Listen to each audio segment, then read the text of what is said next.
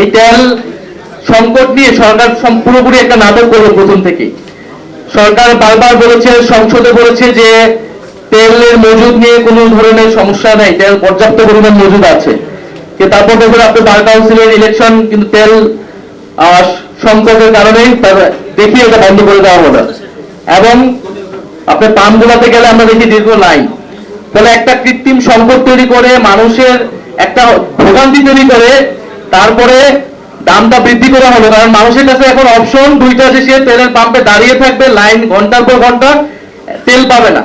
এখন তার কাছে তেলের লাইনে দাঁড়ানোর থেকে দাম বেশি হলেও সে কিনতে আগ্রহী, এরকম একটা মনস্তত্ত্ব পরিবেশ তৈরি করে তারপরে দামটা আসলে বৃদ্ধি করা হলো। পুরাটাই পরিকল্পনাভাবে করা হয়েছে, সিন্ডিকেটরা এটা করেছে, এবং সরকারের প্রশ্রয়, সরকারের অংশগ্রহণ না থাকলে এটা আসলে সম্ভব হতো না।